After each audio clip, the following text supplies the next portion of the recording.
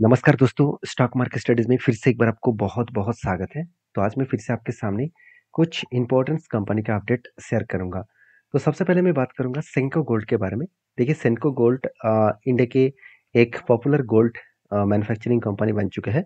अगर मैं इसके पीयर ग्रुप से बात करूँ तो सेंको गोल्ड इंडिया के 4th लार्जेस्ट कंपनी बन चुके हैं, जो वीवो ग्लोबल को भी टक्कर देकर आगे आ चुके हैं। तो देखिए सेंको गोल्ड हाल ही में लिस्टिंग हुआ। जैसे देखा तो कंपनी का चार्ट देखेंगे तो आपको पता चलेगा कि कंपनी उतना मतलब जो पुराना नहीं है। 2023 में ही कंपनी लिस्टिंग हुआ था और वो भी जून मंथ में। और तब से लेकर जब से कंपनी लिस्टिंग हुआ तब से लेकर कंपनी हाई करते चले जा रहा है। मतलब क्या सही में कंपनी में इतना स्ट्रेंथ है कि लगातार वो हाई होते चले जा रहा है? क्या और भी ऊपर जाने का चांसेस है? तो सबसे पहले कंपनी के वैल्यूएशन को एक बार चेक करना होगा। टोटल एवरेज जो पी रेशियो है इस सेक्टर में, अगर देखा जाए तो सारे कंपनीज के वैल्यूएशन बहुत हाई है और कंपनी के खुद के वैल्यूएशन सस्ता है। अगर मैं टॉप 6 कंपनी के बारे में चर्चा करूं, अगर इंडस्ट्रीज में जितनी 21 कंपनी है, तो टोटल इस इंडस्ट्रीज में जो 21 कंपनी लिस्टिंग है उनमें से टोटल एवरेज निकल कर है 30। कंपनी का पी रेशियो कितना है? 39, ऑलमोस्ट 40 के आसपास।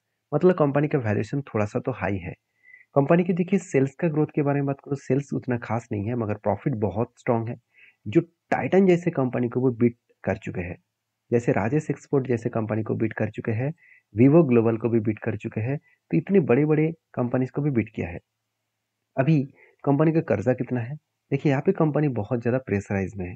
इतनी छोटे कंपनी के ऊपर इतना ज़्यादा कर्जा कंपनी के लिए बहुत बड़ा खतरा बन सकता है। क्यों? क्योंकि देखिए आज मान के चले कंपनी का क्वार्टरली रिजल्ट अच्छा आ रहा है।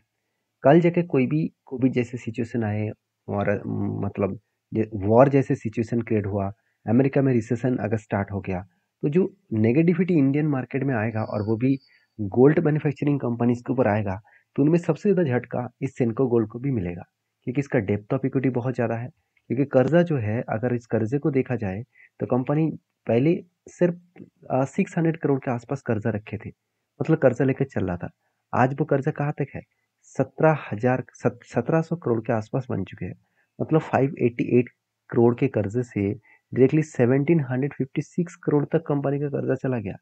मतलब कर्जा बहुत ज़्यादा यहाँ पे हाई होता देखने को मिले। तो जो सिचुएशन यहाँ पे क्रिएट हुआ है, उस हिसाब से देखा जाए तो कंपनी के ऊपर जो बोरिंग्स है वो बहुत ज़्यादा है। अभी कर्जा ज़्यादा कंपनी ले लिया। अभी इस कर्जा ज़्यादा लेने के बाद अभी कंपनी सेल्स अगर कम कर दे तो कंपनी तो खतरा आ सकता है। अभी मुझे बहुत बार क्वेश्चन पूछा जाता है कि सर कंपनी जो कर्जा लिया, क्या वो उस कर्जे को इजीली मिटा सकते हैं? तो उसके उसके लिए आपको सबसे पहले कंपनी का रिजर्व कितना है, कंपनी का फिक्स्ड एसेट कितना है वो देखना चाहिए। अगर फिक्स्ड एसेट और रिजर्व को अगर एक साथ जोड़ूं तो ऑलमोस्ट जो कर्जा है उसको वो मिटा मिटा पाएंगे। अगर मैं फिक्स्ड एसेट को छोड़ भी दूं और उसके साथ में हाथ में कैश कितना है उसको देख लूं, तो हाथ में कैश कितना है? 550 करोड़ के आसपास। मतलब कंपनी जो कर्जा लिया है उस कर्जे को मिटाने का दम रखते हैं। ऐसे नहीं कि बहुत ज़्यादा कर्जा ले लिया और उसका एसेट कम है, उसका रिजर्व कम है, तो उस कंपनी के ऊपर एक नेगेटिव रिएक्ट आपको जरूर करना चाहिए। तो मेरे व्यू से मैं इस कंपनी के ऊपर पॉजिटिव हूँ, क्योंकि कंपनी का सेल्स का ग्रोथ, प्रॉफिट का ग्रोथ जो है वो देखा जाए तो 22-27% के ऊपर है। मतलब ठीक ठाक लेवल में ही चल रहा है। तो जो सिचुएशन यहाँ पे क्रिएट हुआ है उस सिचुएशन के बेसिस में कंपनी में एक अच्छा खासा ग्रोथ होने का यहाँ पे चांसेस है। बाकी इस कंपनी की एक साल में अच्छा खासा रिटर्न मिला। तो अभी देखा जाएगा अपकमिंग टाइम्स में क्या होने वाला है। उससे पहले कंपनी के जो टेक्निकली चार्ट पैटर्न्स बना है, क्या फिलहाल के लिए कोई ट्रेड इस कंपनी के ऊपर मुझे मिलेगा? देखिए अगर मैं इस कंपनी के डेटा डिटेल्स के बारे में बात करूँ, तो मुझे एक स्ट्रैटेजीज मिला था, वो एक रेंज मिला था, एक बाइंग का रेंज मिला, जो टोटल 1 2 3 के 3 बाइंग कैंडल बनी। इसका टोटल रेंज निकल गया 38%। तो जब भी इस नीचे लेवल को टच करता तो मैं कुछ डिसीजन यहाँ पे पॉजिटिवली लेता, क्योंकि यहाँ से कैंडल स्टार्ट हुआ था। तो यहाँ पे मेरा एंट्री पॉइंट्स है और मेरा हाई लेवल में, मतलब जहाँ पे कैंडल हाई किया था लास्ट ग्रीन कैंडल, उस जगह पे मेरा यहाँ पे टारगेट पॉइंट है। मतलब यहाँ पे एंट्री बनेगा और यहाँ पे मेरा टारगेट बनेगा। मगर यहाँ पे हुआ कुछ ऐसा, एंट्री तो बना ही नहीं, उससे पहले टारगेट का अचीव किया। तो एक एक बार वीडियो भी आपके साथ शेयर किया था इस कंपनी के, पहले एक बार वीडियो बनाया था, तब मैंने स्ट्रेटजीज को आपके साथ शेयर किया था। तब उसके बाद मुझे एक दोस्तों ने कमेंट्स करके बताया, सर आप अगर आप पहले एंट्री ले ले होते तो आपको तो शायद 38% का रिटर्न नहीं, तो ऑलमोस्ट एंट्री लेवल से अगर टॉप लेवल तक देखूँ तो आपको 30% का रिटर्न तो मिल जाते। तो देखिए वो रूल्स के खिलाफ है। हाँ, मान लेता हूँ कि यहाँ पे एंट्री लेने के बाद अगर छोटा करेक्शन होता तो छोटा-मोटा प्रॉफ़िट शायद कम मिलता, मगर एंट्री तो मिलता और प्रॉफ़िट भी तो मिलता। हाँ, इस तरीके से प्रॉफ़िट मिलेगा शायद ज़रूर, मगर मैं हमेशा रूल्स को फ़ॉलो करके काम करता हूँ, चाहे मुझे एंट्री मिले, ना मिले। क्योंकि बहुत सारे कंपनीज़ है जहाँ पे एंट्री आपको मिलेगा, बहुत सारे कंपनी है जहाँ पे एंट्री आपको नहीं मिलेगा। तो इस कंपनी के ऊपर क्या करने वाला हूँ? देखिए अभी फ़िलहाल के लिए इस कंपनी के ऊपर एक शानदार पैटर्न्स और भी एक बनने जा रहा है, जो मुझे लगता है एक शानदार तरीके से कब बन चुके हैं। अभी एक छोटा-सा अगर एक यहाँ पे हैंडल पैटर्न क्रिएट करें, तो एक बड़ा धमाका यहाँ पे कर हो सकते हैं। तो बाकी इस व्यू के हिसाब से बता दूँ कि कंपनी के ऊपर एक अच्छा खासा जर्नी यहाँ पे होने का चांसेस है। तो मैं इसीलिए इस कंपनी के ऊपर बुलिश हूँ और मैं पॉजिटिव हूँ। आपके क्या राय है? आपके क्या व्यू है? ज़रूर मुझे कमेंट्स करना। तो नेक्स्ट जो कंपनी है, इसी सेक्टर के और एक कंपनी जिसका नाम है राजेश एक्सपोर्ट। देखिए इस कंपनी के बहुत सारे लोग फँसे हुए हैं। ऑब्वियसली मेरे भी लॉसेस चल रहा है इस कंपनी के ऊपर। फिर भी मैंने इस कंपनी के ऊपर एग्ज़िट नहीं लिया क्योंकि मुझे लगता है इस कंपनी में ग्रोथ आज नहीं तो कल तो होगा ही। हाँ, वैल्यूएशन आज बहुत हाई है, जिसके चलते कंपनी गिरते चले जा रहा है क्योंकि इसका पी रेशियो 228 तक चला गया। कंपनी का पी रेशियो का अगर एक बार मैं चेकआउट करूँ, तो कंपनी का जो पी रेशियो निकल के आ रहा है, वो बहुत हाई है। यहाँ पे पी रेशियो का जो डेटा है, वो यहाँ पे देखने को नहीं मिला। तो यहाँ पे कंपनी का जो एवरेज पी रेशियो निकल कर है 228, मतलब बहुत हाई देखने को मिला। अभी इस कंपनी के ऊपर एक चीज़ को नोटिस करना, कंपनी के आरओसी आरओई में कुछ खास ग्रोथ यहाँ पे देखने को नहीं मिला है। तो मुझे लगता है जो भी फिलहाल के लिए इसका सिचुएशन है वो थोड़ा सा यहाँ पे प्रेशराइज है। अभी देखिए फिर भी इस कंपनी के ऊपर एज ए इन्वेस्टर, प्रोमोटर से लेकर एफआईएसडीएस पब्लिक, हर किसी के पास आपको अच्छा खासा होल्डिंग्स अभी भी दिखेगा। ऐसे नहीं कि इंस्टीट्यूशन माल बेचकर भाग गया।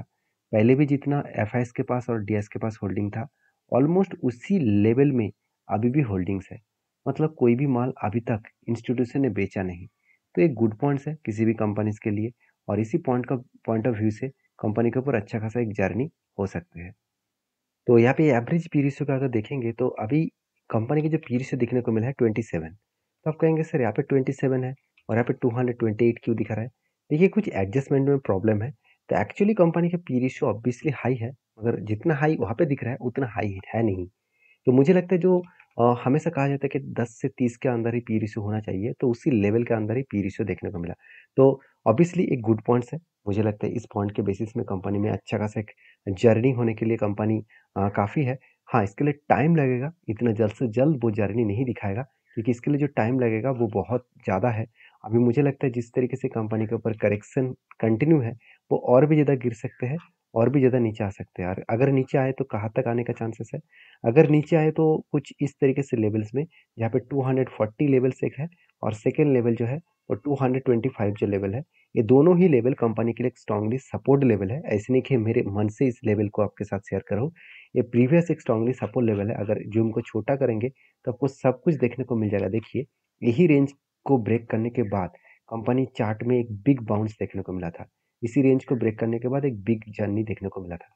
मतलब यही लेवल कंपनी के लिए सपोर्ट है क्योंकि इसके बीच में कोई भी लेवल्स था नहीं। तो पहले एक लेवल तो था, उसको ब्रेक डाउन करके ही नीचे आए हैं। तो सिचुएशन को पहले समझना पड़ेगा।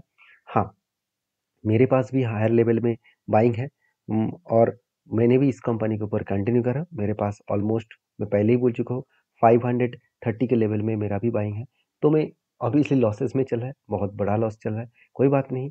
मैं इस कंपनी के ऊपर बुलिश हूँ क्योंकि हर कंपनी आपको प्रॉफिट देगा इस मार्केट में, ऐसे होता नहीं है क्योंकि मार्केट है, यहाँ पे लॉस तो आपको झेलना ही पड़ेगा। तो जो लोग आपको बार बार बोलता है कि 100% प्रॉफिट मिलेगा सारे कंपनीज के ऊपर, तो मेरे हिसाब से आपको उस व्यक्ति से दूर ही रहना चाहिए क्योंकि ऐसे कोई मार्केट में ऐसे कोई कंपनी नहीं है जहाँ पे आपको हमेशा प्रॉफिट ही मिलेगा। तो बाकी आपकी क्या राय है राजेश एक्सपोर्ट के ऊपर जरूर कमेंट्स करना। नेक्स्ट जो कंपनी है उसके बारे में बात करूँ, उसका नाम है इजी टी प्लानर। एक बार मैं इस इजी टी प्लानर के मैं डेटा को आपके साथ शेयर करूँ। सबसे पहले मैं पी रेशियो के बारे में बात करूंगा। अभी पी रेशियो के बारे में बात करूँ तो 156 इसका हाई पी रेशियो था, और कोविड के टाइम में मैं ऑलमोस्ट 10 साल तक इसका पी रेशियो देखूँ तो 10 साल हुआ नहीं, और कोविड के बाद ही लिस्टिंग हुआ था। तो कोविड के बाद इस कंपनी जब लिस्टिंग हुआ था, तब इसका पी रेशियो था 57, और आज उसके नीचे भी चल रहा है। मतलब कंपनी का जो वैल्यूएशन है बहुत सस्ता है क्योंकि इंडस्ट्रीज पी रेशियो के हिसाब से कंपनी का पी रेशियो सस्ता हो चुके हैं। तो कंपनी का वैल्यूएशन तो सस्ता है, क्वार्टर रिजल्ट भी कंपनी पॉजिटिवली यहाँ पे प्रॉफिट भी किया, जो पिछली बार कंपनी के लॉस देखने को मिला था, अभी इस बार कंपनी प्रॉफिट में है। तो अच्छा खासा यहाँ पे प्रॉफिटेबिलिटी को मेंटेन कंपनी कर रहा है। तो कंपनी में ऐसे क्या प्रॉब्लम हो गया जो लगातार इस कंपनी गिरते चले जा रहे हैं? चलो एक बार मैं उसको आपके साथ शेयर भी कर लेता हूँ। अगर चार्ट को देखूँ तो कंपनी के ऊपर जब एक पैटर्न क्रिएट हुआ था कप विद हैंडपैटर्न्स का, उसके बाद कंपनी लगातार गिरते चले गए और वही लेवल तक कंपनी रिटेस्ट करने के लिए आ रहा है। जो लेवल निकल कर रहा है 37, जिसका स्ट्रांगली सपोर्ट लेवल है, क्योंकि इसी सपोर्ट लेवल से कंपनी एक बार दो बार रिटेस्ट किया, उसके बाद बाउंस बैक किया था। मतलब ये जगह कंपनी के लिए एक स्ट्रांगली सपोर्ट लेवल है। तो इसी लेवल को टच करने के बाद कंपनी एक बार रिवर्स किया, दूसरी बार इसको टच करने के लिए आ रहा है। अभी होगा क्या इसके टच करने के बाद, ज़रूर मैं आपके साथ शेयर करूँगा। अगर इसको ब्रेक डाउन करते हैं तो एक बड़ा फॉल आएगा और फॉल ₹31 तक जा सकते हैं। इस दोनों कंपनी के ऊपर मेरा अभी भी लॉस चल रहा है और बाकी मेरा जो व्यू है वो मैं आपके साथ शेयर किया हूँ। आपके क्या व्यू है ज़रूर मुझे कमेंट्स करना। लास्ट जो कंपनी उसका नाम है आदित्य विशन लिमिटेड। तो बेसिकली एक छोटा-सा कंपनी है, फिर भी कंपनी ने बहुत बड़ा अपडेट दिया। वो अपडेट कुछ इस तरीके से है, अगर मैं आदित्य विज़न कंपनी के बारे में एक बात चर्चा करूँ, कंपनी 1 के बदले 10 शेयर यहाँ पे देने जा रहा है और वो भी स्प्लिट के हिसाब से, और वो भी 27 तारीख को आपको मिलेगा। ये था कुछ कंपनीज़ का अपडेट। वीडियो अच्छा लगे तो प्लीज़ लाइक करना और चैनल को सब्सक्राइब भी करना। Thank you.